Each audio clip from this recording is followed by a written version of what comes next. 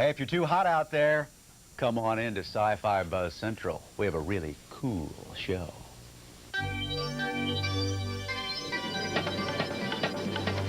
On Sci-Fi Buzz this week, we're going behind the scenes of the making of Hocus Pocus with Bette Midler. Meet two of Image Comics' hottest artists. We buzz with Fantasy's top-selling author, Mercedes Lackey. And we reveal the man behind Dr. Smith, actor Jonathan Harris of Lost in Space. You're not supposed to do that. Now, who's the doctor, you or me?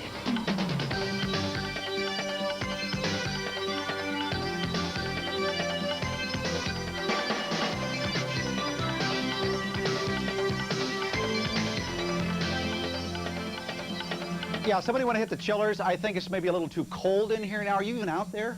Hi, welcome to Sci-Fi Buzz. I'm Mike Jarek. Now, this is supposed to be a cool segment, not a cold segment. What we did, we got eye of newt, toe of frog, wool of bat, and tongue of the dog, mixed it all together to bring you a cool, behind-the-scenes look at a new movie called Hocus Pocus. All Hallows Eve has become a night of frolic, where children wear costumes and run amok. Amok. Halloween is still months away, but Walt Disney Pictures has spirited 3 lively witches into theaters anyway. I put a spell on you, and now you've gone. Hocus Pocus is a comic fantasy about 3 banished 17th century sorceresses. On Halloween night, their restless spirits are accidentally conjured up and eager to wreak havoc on modern-day Salem. As the wide-toothed witch, Winifred, Bette Midler found herself bewitched, bothered, and somewhat bewildered by the requirements of the role. Hello there. Let me see your driver's permit. I've never done a picture with this kind of special effects, with water and flying and blue screen and electricity coming out of your hands and people flying and turning into dust. The special effects in Hocus Pocus required a touch of celluloid magic. Something as brief as an electric spark required 700 continuous frames of animation in one shot. Hello. Goodbye. Playing the one person in the film who was able to break the witch's spell, actor Omri Katz learned the harsh realities of filming a fantasy. It's not like magic. I could just fly. They have to put harnesses and ropes and whatever, and that, you know, that kind of puts some strain on your body because gravity and everything. While filming the elaborate flying sequences, the actresses often spent hours suspended in the air, hooked up to wire riggings. But when the script called for complex loop-de-loops and barrel spins, 21-inch high puppets were brought in, often to one actress's dismay. Oh my God, I love it. I hate when they send me home from flying. Nice going, Max. You can talk. To create Binks, the film's talking black cat, scenes were shot using real cats, then a computer-animated head was added to create a remarkable effect. Kudos go to the film's animation supervisor, Chris Bailey, and his team. A lot of films have used computer graphics, but this is the first one that's used computer graphics for character animation. The technology's finally here to where it is indistinguishable from a real cat. Guess the old trick of putting peanut butter on a cat's tongue to get them to talk is a thing of the past. Using computer images is certainly neater than peanut butter, but there's a bit more detail involved. It's handled exactly like traditional animation. You have a voice tape, and you listen to it over and over again, and we animate the head. And when we get that moving with the right rhythm to the dialogue, then we go in and we start animating the eyes, and animating the ears, and animating the mouth for expression. Come on, move it. Come on, move it. Come on, move it. Looks like Hollywood's commitment to bringing the art of illusion to captive audiences is a lot more than just Hocus Pocus. Into the night.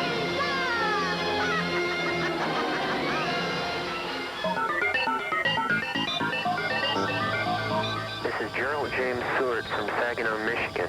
I highly recommend Science Fiction Age, a new kid on the block in the magazine world, with such contributors as Piers Anthony, Lois Tilton, and Harlan Ellison. It's worth checking out. By the way, if you want to give us a tip on your favorite videos out right now, or books, or computer games, please call us at the Buzz. It's off to Oz with Harlan Ellison and the genius behind Dr. Smith when we reconnect.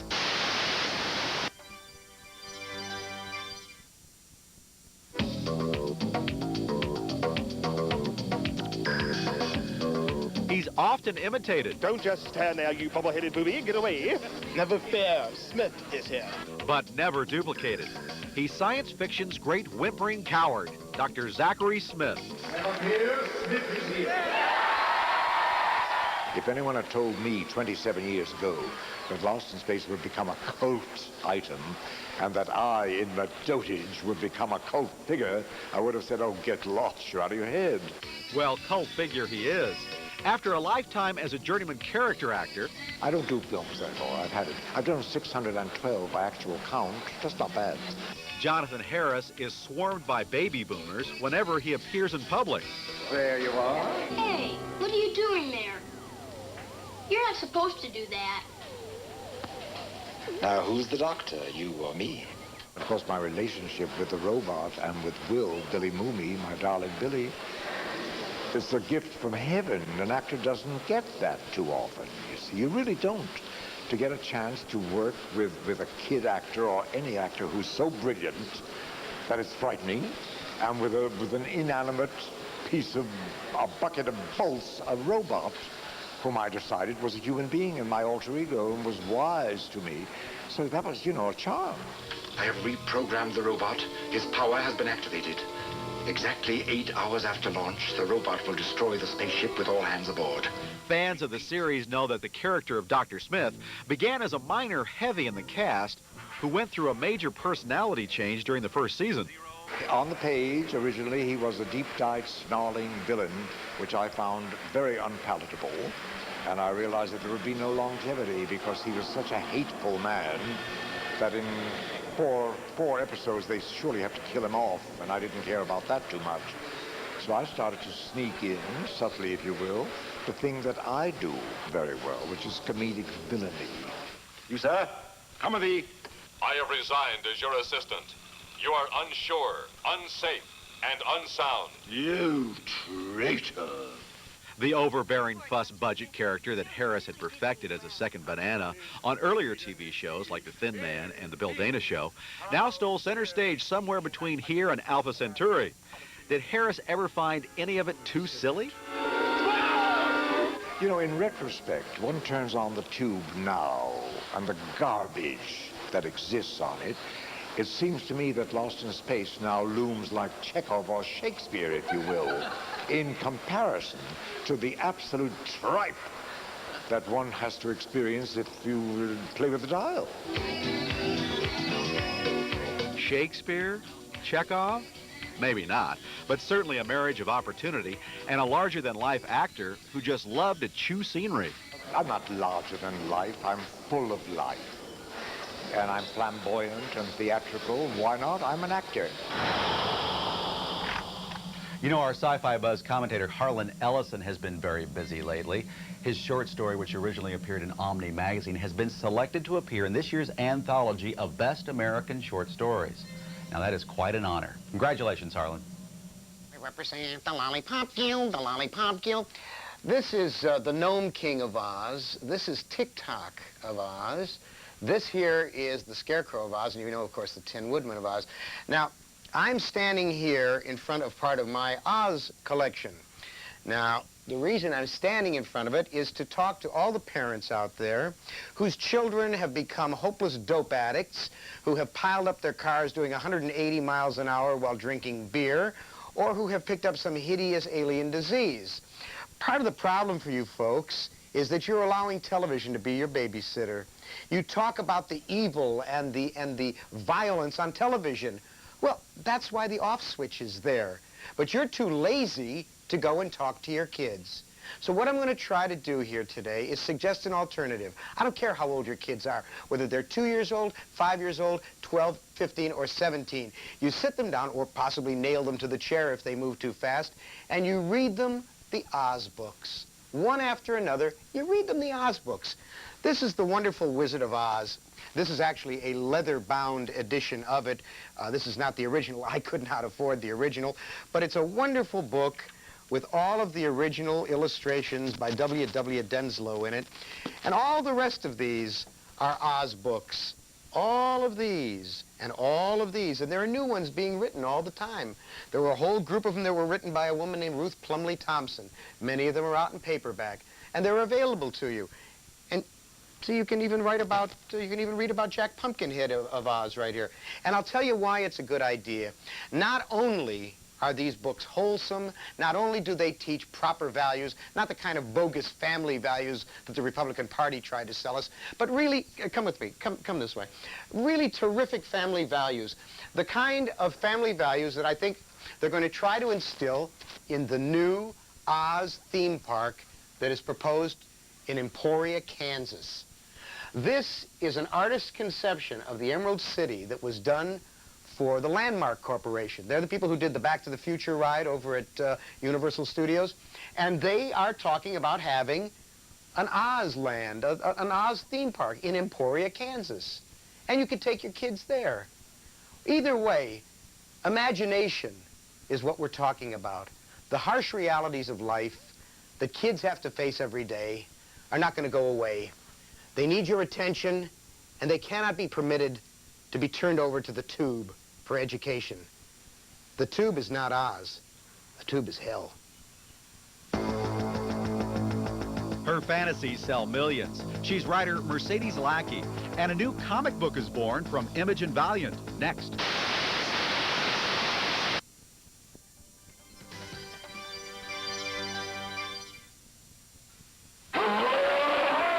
On this week's Buzz Best Bets, we'll explore things that go bump in the night and go forging into the future. First up, MCA Universal has released 4 classic sci-fi thrillers on home video. Do you know that a dream can kill you? Gruesome thought, isn't it? The nightmare begins in master spookster William Cassel's scare fest, The Night Walker. It's your big chance to see Barbara Stanwyck play a deranged widow who's literally haunted by the man of her dreams. My lover is only a dream, but he's still more of a man than you. For those who fancy creepy crawlers in their horror films, there's the tall spider tail Tarantula. Steady. Then you can keep the adrenaline flying with the deadly mantis. In all the kingdom of the living, there is no more deadly or voracious creature than the praying mantis. But if a giant flying insect doesn't get your goose, try the sand-sucking sloth-like creatures of mole people. If you're not squirming in your seat by now, we give up. For something less slithery, but just as heavy on the slime, Bethesda Softworks has designed a new mission disc to their award-winning computer game, Terminator 2029. In Operation Scour, a new horrendous evil threatens to engulf the good guy resistance.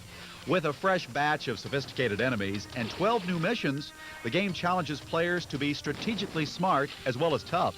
Operation Scour can be played on IBM-compatible PCs and requires the original Terminator 2029 for play. That's this week's Buzz Best Bets. Just a few short years ago, Mercedes Lackey was a bored computer programmer who wrote as a hobby to keep life interesting. Today, she's one of the top female fantasy authors, and there's no turning back. Many people go through their lives working at jobs that they absolutely despise. And I actually get up going, oh boy, I get to write today. Science fiction and fantasy have long been male-dominated professions, but it seems the tides are beginning to turn. It has been, in the last 15 years, much easier for a woman to be accepted.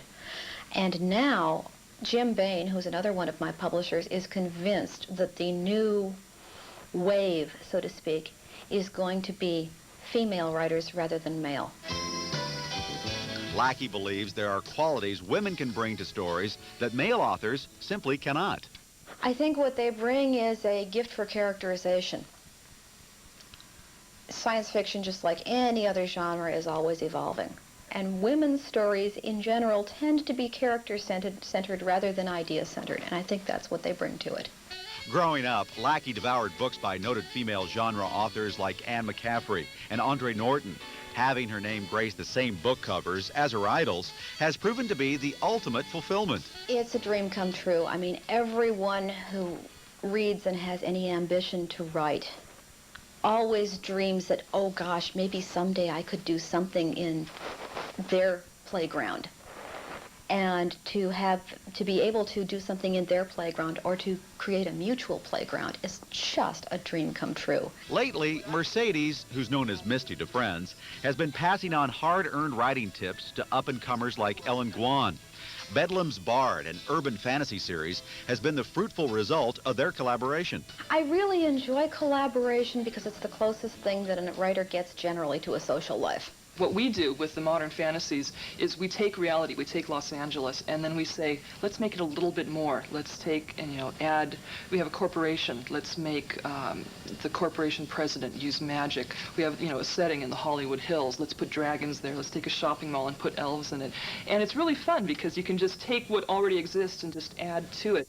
A self-proclaimed workaholic, Lackey released almost a book per month last year. And while she makes a point of working on more than one project at a time, there are definite exceptions to the rule. You do get tired of working on one book for a long stretch, except when I'm close to the end of a book. In that case, it's a lot like you're getting to the last part of the downhill race. And it's got its own momentum, and you don't stop work on that book. You just keep going on it until it's finished. With an impressive volume of work behind her, it's not surprising Mercedes Lackey has found an element of fame in the fantasy world. Though the attention is a bit daunting, she's relishing every minute of it. When my contact lenses were being made, one of the people at the contact lens facility that my optometrist called said, "Wait a minute, are these lenses for the Mercedes Lackey?" "Well, yes, I think there's only one." "You mean the writer?" "Oh, wow, I'll get them to you right away." So I haven't yet gotten recognized in a grocery store, but Stephen King does.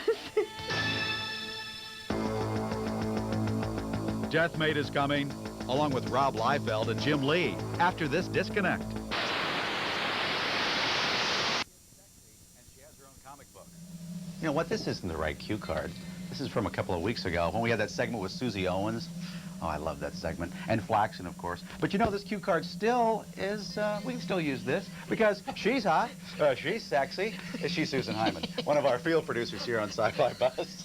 Of course, you don't have your own comic book, do you? Oh, I'm working on it, Mike. Oh, are you really? As a matter of fact, I was just down meeting with the guys from Valiant and Image, two of the hottest independent comic book companies in all the land, and they are getting together for Deathmate, which will take Valiant Solar Man of the Atom. He's hot, he's sexy. And Image's Void. She's hot, she's sexy. And they're going to get together and create their own universe. For those of you who haven't heard of Valiant Comics, these are some of their hot titles. And these are some of Image Comics' hot-selling titles. Both companies are blessed with talented young artists with big fan followings. Just their presence at comic book signings can cause mass mayhem. I like this. Does he have this already? No, but he probably will have it afterwards. I mean, see, you took more liberties. I didn't take any liberties to change it. Yeah. When Rob Liefeld and Jim Lee, co-founders of Image, suggested they'd like to do a crossover with Bob Layton and other kindred competitive spirits at Valiant, Valiant was all ears. And that's pretty much how Deathmate came to pass. I think there was an opportunity to come together with another smaller company and do an event that would be bigger than what the #1 company could do on their own. And now it has become this cool kind of thing where when both companies get together, I think there's a cool underlining message in it, in that if Valiant and Image ever got together, we destroy everybody else. Right. Because basically that's what happens. Right. When the Image and Valiant characters come together, it changes everything. Do these guys have attitude or what? That's what happens when you're hot, hot, hot. Though the potential for creative differences was obvious, given the two companies normally compete in the same market, Liefeld insists it's been smooth sailing all along. We've always treated each other as equals.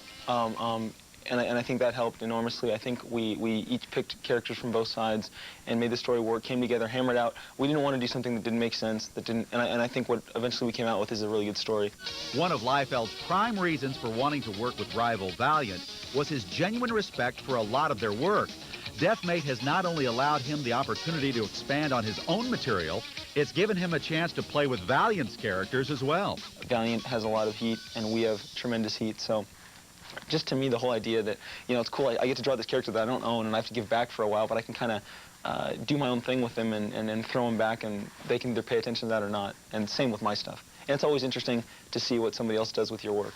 Jim Lee, who did the artwork on Deathmate's prologue cover, had his own creative agenda. He was enticed by the prospect of putting established comic book characters in an entirely new parallel world where anything goes. Creatively, it's been a blast so far, because what we've done is we've kind of created this completely fictional universe, and we've both thrown in our own contributions and created this melting pot universe. And everything that once was is no longer. And so you're able to take one of your favorite characters that you created, you know, solely in the Image universe, put a little spin on it, or make him a villain this time, and play him out a little differently. And it allows you to really experiment and have a lot of fun with them. Only readers can determine whether Deathmate will hit the bullseye Valiant and Image are shooting for. So the artists, writers, inkers, and everyone else involved in the effort are upping the awareness ante. They're all participating in an old-fashioned bus tour that could very well be heading to a town near you. The bus tour is making its way towards San Diego this summer. They're headed for the big Comic Con in August down there. In fact, here's their schedule.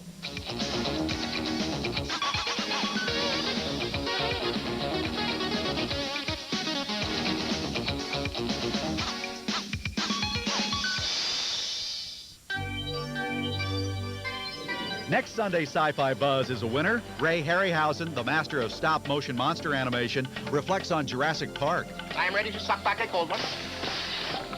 The Coneheads invade, and a trip to the Robot Olympics. Hey, be here, or I'll send Jason to your house.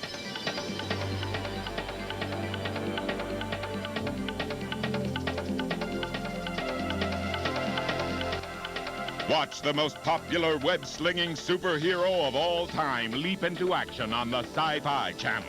It's the Amazing Spider-Man, part of the Sci-Fi series collection. Weeknights at 9 p.m., 1 a.m. Eastern.